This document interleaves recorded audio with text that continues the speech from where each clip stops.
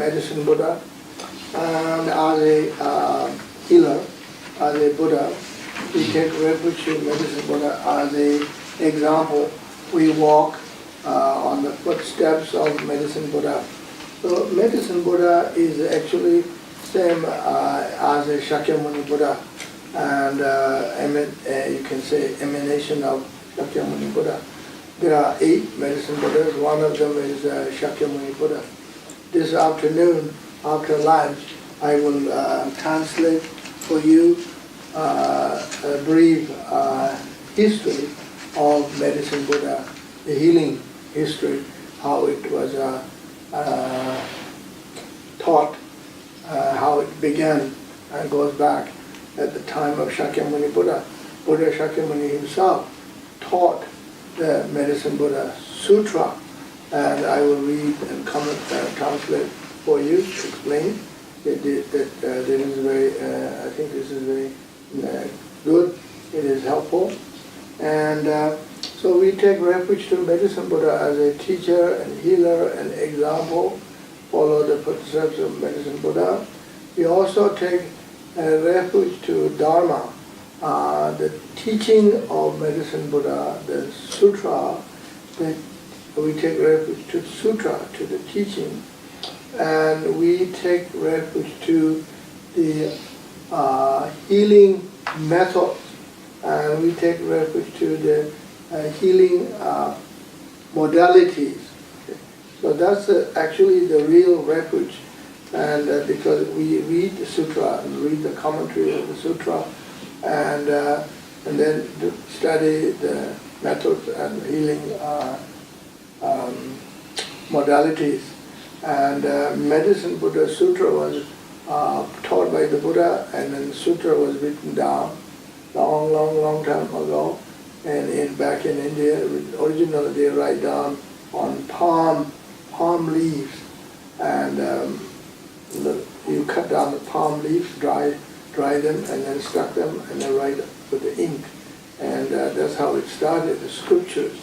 So a long time ago, and then Buddhism declined in India, and then later on the medicine Buddha Sutra is discovered and found, and by archaeologists and so forth, and medicine Buddha Sutras are translated into Chinese language long time ago, more than 1,000 years ago, and probably about 1,400 years ago, then translated into Tibetan, into Mongolian or Russian, and Japanese, and Korean, and all the Asian countries. They're very popular in Korea and Japan and China, of course. And so this is how medicine Buddha Sutras went around and translated now in English, in Italian, and different European languages. And so we take refuge to the teaching of the medicine Buddha and practice. So this weekend, we are practicing medicine Buddha Sutra, teaching the healing method according to Sutra. So that's the meaning of taking refuge to Dharma, medicine Buddha, Dharma. We take refuge to Sangha. We take refuge to the community, spiritual community. We sit together and talk and discuss, and we do the healing practice, send energy towards all beings and to each other. We take refuge to Sangha. And then we do the 4 immeasurables. Okay, we go through this, we read. So, in order to do effective healing, beneficial healing, it is suggested that we should practice 4 immeasurables. 4 immeasurables. Immeasurable of love, immeasurable of compassion, immeasurable of joy, immeasurable of equanimity. 14. Love, compassion, joy, equanimity or equilibrium mind. 4. Then the healing becomes more powerful. So first, love. Okay, love is universal, right? Love is the first ingredients. And if you're making a herb or making tea, whatever, the first ingredient should be the love. With love, you make tea, and tea will be better tea. Okay, with the love, loving heart, you make a herb, and then the herb will be best herb. With love, you cook meal, the best meal. Okay, whatever you do, artwork, painting, and sewing, whatever you do with the love, then the art will be good art, right? Or whatever you do, driving car, whatever you're doing. So love is first, right? It's the universe, love. And love is first. Motherly love, fatherly love, saintly love, and whatever, right?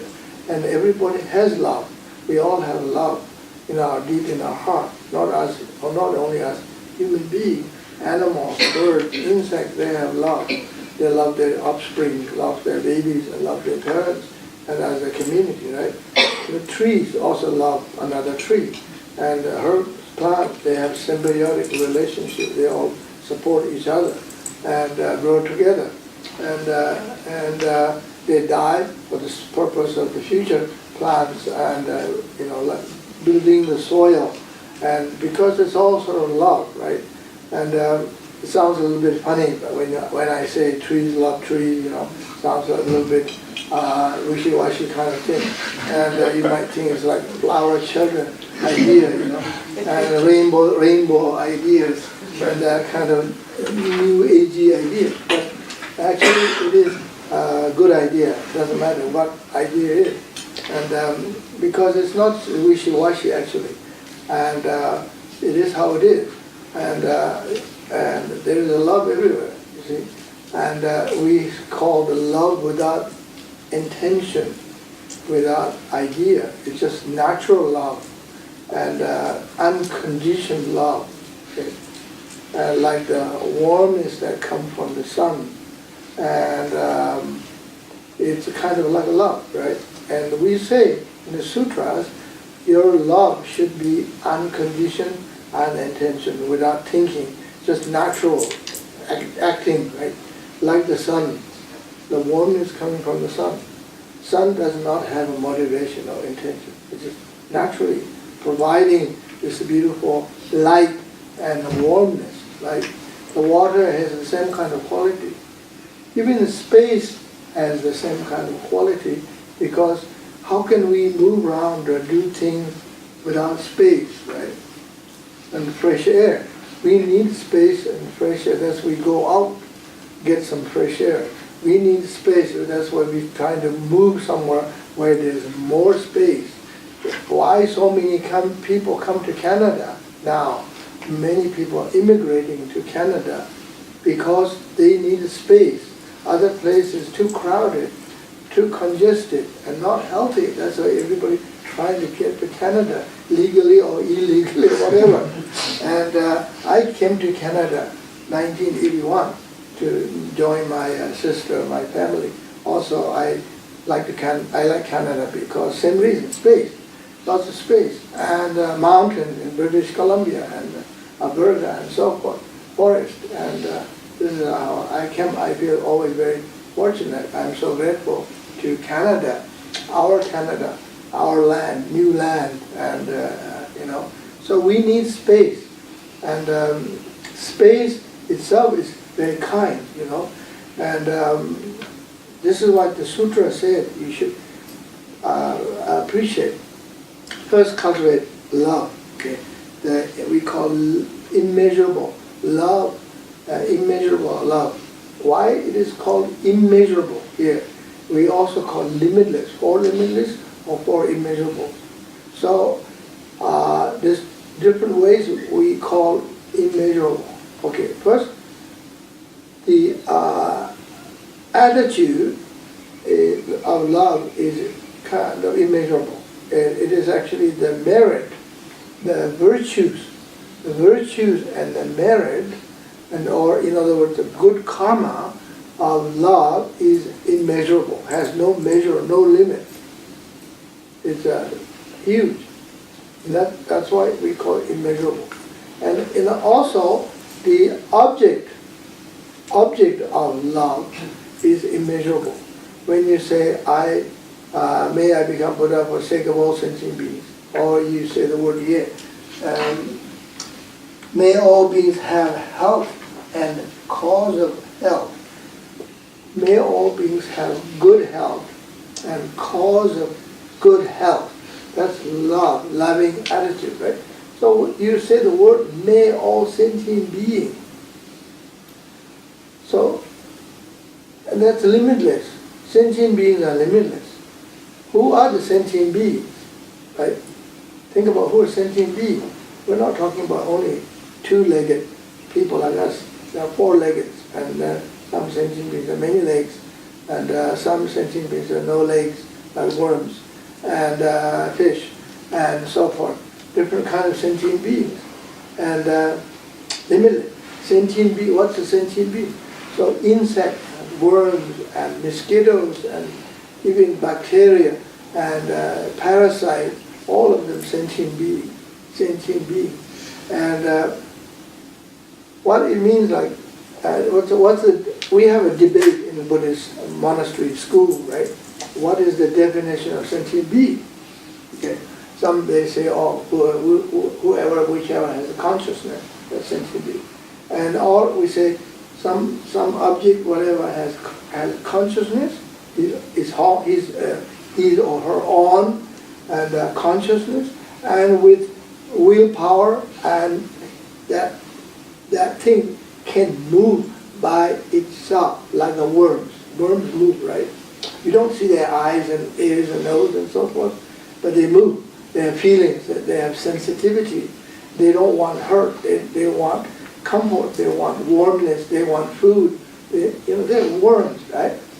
Worms are sentient beings. So when you think about worms, insects, mosquitoes, ants, it's unthinkable how many. You lift up one big rock, there'll be hundreds of ants, right? You're shoveling, gardening, and you see in the air and the water, everywhere, so many. This is why we call limitless.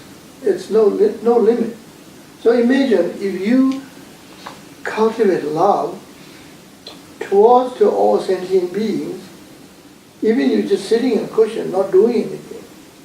And if you send love to all sentient beings, this attitude is amazing attitude. You can create so much merit, so much virtues, and good energy, good karma. And because the attitude first, right? Motivation first. Without motivation, there's no action. First we have to motivate. Good motivation, strong motivation. The motivation is the drive, the force. Then you get up, jump, and run, do things, right? You have strong motivation. So first one is limitless of love.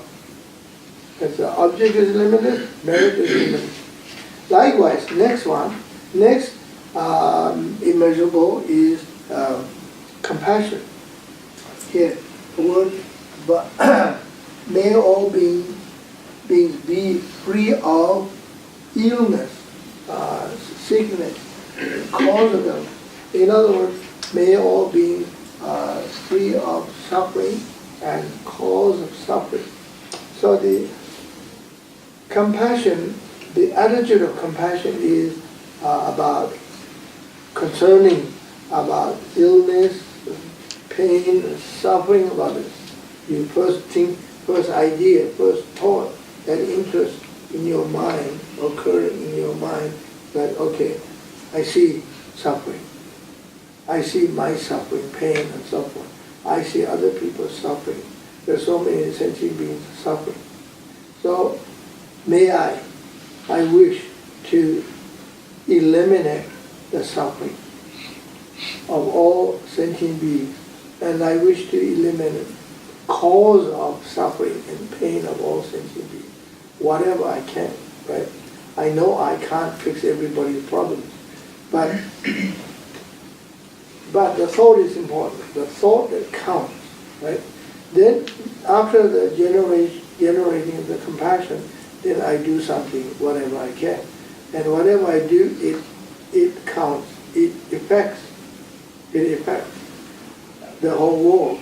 We have saying, one drop of water makes the ocean bigger. Okay? Is that true? No, I don't think so. I don't know. How could ocean, one drop of water make the ocean bigger? It's almost impossible, right? And but still water, right? You drop one drop, two drop, three drop, and it does have effects. If you imagine, look at the side of the mountain, you go to BC or Tibet or Himalayas, certain areas, water coming down, small trickle coming down, water dropping, one drop, two drop, just constant, consistent drop, just one drop of water, day and day and night, all the time. You see around this area, maybe 5 feet, 2 feet, it's all green. There's a different kind of vegetation, unique ecosystem, unique because the little bit of water, a little bit of moisture, and it makes it a little bit green, and flowers shows up by itself, and butterflies or insects come. It's got a unique ecosystem created by one drop of water just coming down, and the consistent water coming down. It even moves, it carves the rock. The rock becomes smooth. You go down to Arizona or some area, the rocks are very carved like this by the water. Water is soft, rock is hard. But the soft thing can carve the hard ones if it's consistent. If you have the energy, if you have the motivation, if you have perseverance, constant. So we should not think it's not worth it to meditate on compassion. I can't do much. I'm tired and I'm too busy, and we can say things like that, right? But everybody can do something a little bit, and even the attitude is very important one, because we are sending this thought, good thought, to the universe, then others can pick up this thought from us. Like 100 monkey mind. One monkey doing something in Africa, the other monkeys in Brazil or Amazon forest picking up, doing the same thing. Picking up the fruit, or crushing nuts, doing the same thing. They get the same idea through somehow consciousness connected, right? So think like that.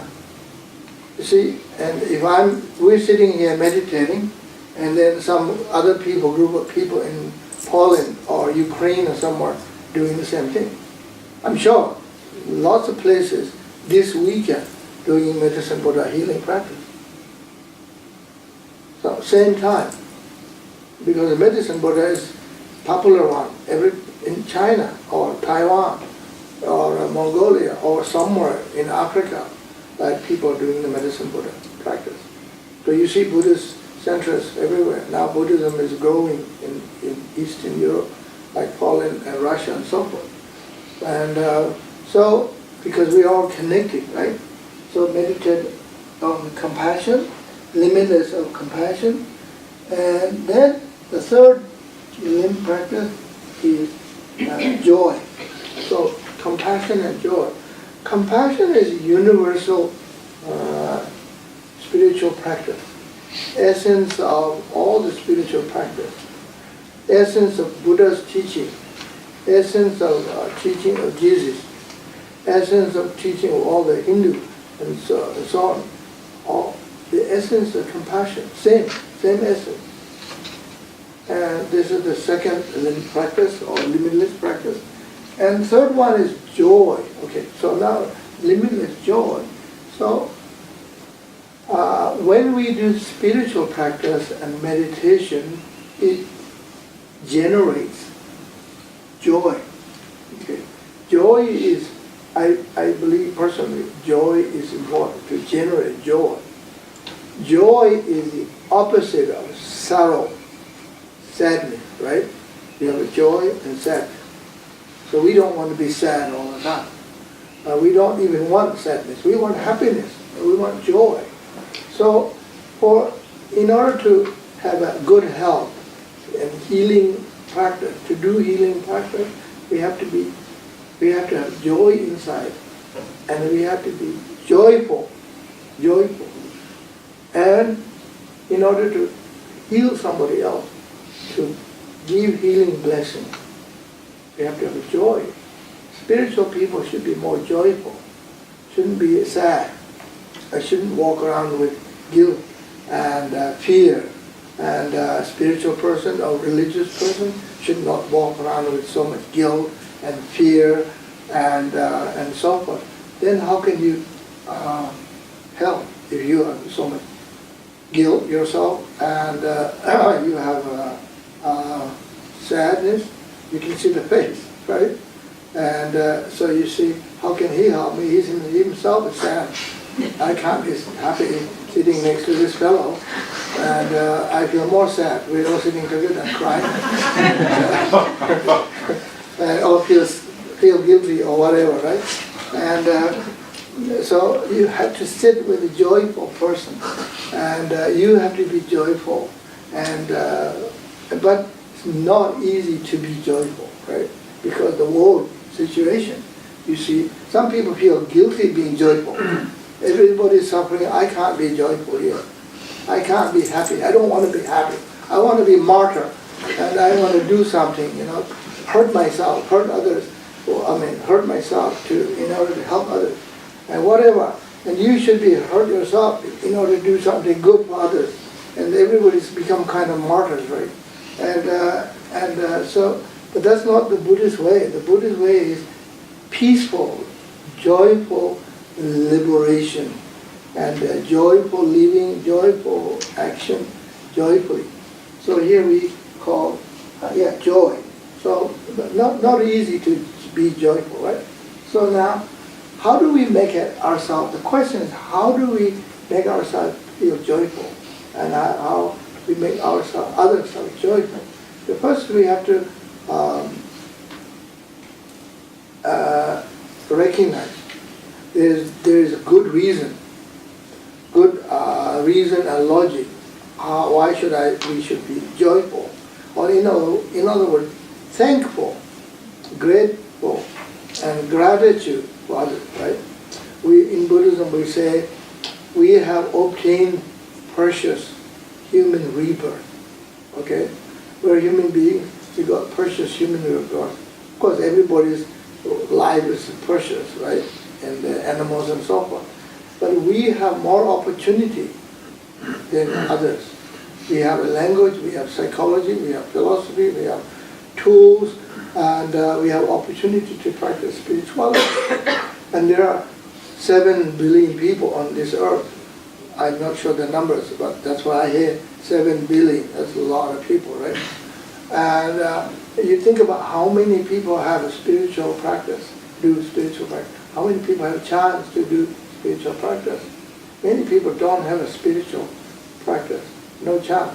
They're like slaves. They're just barely surviving, right? And trying to find food, trying to find breakfast, trying to find dinner, trying to find lunch. You find breakfast, no lunch. Find lunch, no dinner. Some people eat only about 1 meal a day because you have to share this little piece of bread with your children, family, right? That's how it live in the village, somewhere far away, or in the slums, There's no time for spiritual practice. First you have to fill up your belly. No time. Spiritual practice is kind of luxurious, having the time to do the practice, right? So we're very fortunate. We have the time. We're busy. We have a busy life, but we find time. Here we are, and we have the teaching of the Buddha, and so we're very fortunate. This is why we call precious human rebirth. We're not saying so hard to obtain human life or human birth. Like long time ago, back in Tibet, when the Lama was sitting on the throne, he's giving a discourse. He's saying, very hard to obtain precious human rebirth. And one man, he got up, he said, Lama, you've never been to China. You go to China, you'll find it's not so hard to find a precious human body. You should go to China. You haven't been to China. because this Tibetan guy went to China, so many people. That was a long time ago, maybe 100 years ago. Imagine now, you go to China or India, or Brazil, there's so many people, so crowded, right? So that makes you to think, oh, precious, human rebirth is not so precious. Well, it's all numbers and proportions, right? But we're not talking about just human rebirth. We're talking about opportunity for Dharma practice, spiritual practice. If we do have that, then there's good reason to be joyful or thankful, right? Appreciate it. And then be joyful and thankful to our mothers, fathers, grandparents, and children, partners, friends, neighbors, everybody. Very grateful, because we're all supporting each other, right? We're all interdependent, interconnected, and we live in this beautiful country. So thankful and joy. Then you feel a little bit more joyful, and now we generate this joy and share the joy with others. This is one of the third immeasurable. Fourth one is equanimity or equilibrium mind. So may all beings abide in equanimity, free from attachment, anger, all some close and others distant. So there is a beautiful meditation here. So for equanimity or equilibrium. So you sit here, you visualize people around you. And on the right side, you can visualize all the male and your brothers or your husband, your friend, colleagues, grandfather, and so on and so forth. Left side, you visualize your mother, sister, your wife, and daughter, and so on and so forth, all these females. Then, in front of you, you visualize people that you have a hard time. You have a hard time with some people. They give you a hard time, and you have some problems, issues, and so on and so on. Visualize those people right in front of you, right here. And then visualize some people that they're not your mothers and fathers, but other people that you love, like you visualize behind you, and loved ones, or including dogs or cats, your animal that you love, pets, so forth, visualize behind you. So everybody's here now. Okay, everybody's here. So then you develop this attitude we call equilibrium mind. And I would like to feel equal. I like to send my love to everybody. I would like to send compassion to everyone. I would like to send joy. I like to share joy with everybody. I would like to say everybody is happy, no more suffering. Even, equal. I don't feel closeness for some, distant to others. No discrimination. And equilibrium mind. So you sit here, visualize all these beings around, and breathe in, and breathe out, meditate on what we call equanimity. The equanimity is based on, is the base and foundation practice for bodhicitta and loving kindness. But first we have to have equanimity. It's like you if you are a farmer, you want to grow a good crops, right? My English, not corpse, crops.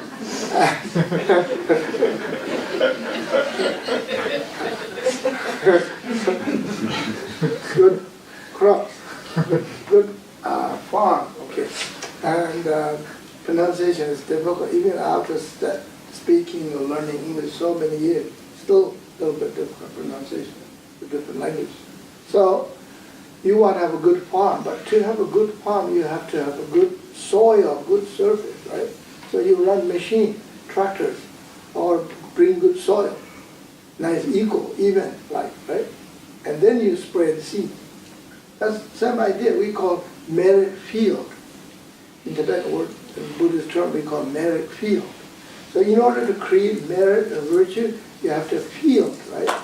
So the good field, soil, like that. In order to create, meditate on compassion, love, joy for all sentient beings, first you have to meditate equanimity. If I feel close to somebody, distant or not, how can I meditate on love for all sentient beings? My compassion and love is not impartial. Right? So that's why we meditate on equanimity, equilibrium mind. So we'll do a short meditation here on equilibrium mind, equanimity. So imagine you're sitting here, imagine all these sentient beings around you, in front of you, behind you, right and left, your fathers and brothers and so on, mothers and sisters on the left, fathers and brothers on the right side, then people that you have difficulties, issues, and so forth, they are in front of you, and or you're scared of something like snakes or tigers, bears, whatever, all of them in front of you. And then on the back side, behind you, visualize the sentient beings who are very sweet and nice, like your dog or cat, and your friends, and like kind of sentient beings. They're very cuddly, very affectionate, and gentle and soft. All these sentient beings behind you. Then imagine they are all same, because they're all living beings. They all want happiness. Nobody wants suffering. Everybody have opportunity and to become enlightened. Therefore, I would like to share my meditation on love, and compassion, and healing, specifically healing. This time we're doing healing practice, medicine for the healing practice. So I like to practice healing. I send my healing energy to all of them, and equally, and I have to feel equanimity in my heart in order to do effective meditation, healing meditation, and do healing practice.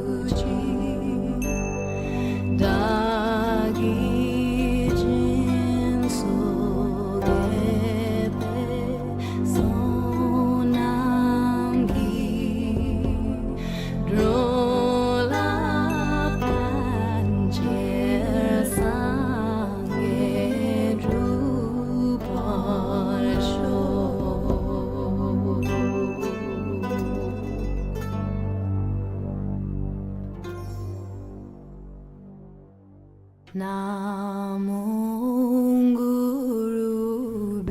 all beings have happiness and its causes.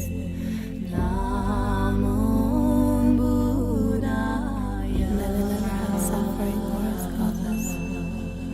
Namo Dharmaya. May they constantly dwell in joy, transcending sorrow. Namo Sangaya. May they dwell in equal love for both near and far. Namo Guru. May all beings have happiness and its causes. Namo Buddhaya. May they never have suffering or its causes. Namo Dharmaya. May they constantly dwell in joy, transcending sorrow. Namo Sangaya. May they dwell in equal love for both near and far. Namo Guru. May all beings have happiness and its causes. Namo Buddhaya. May they never have suffering or its causes. Namo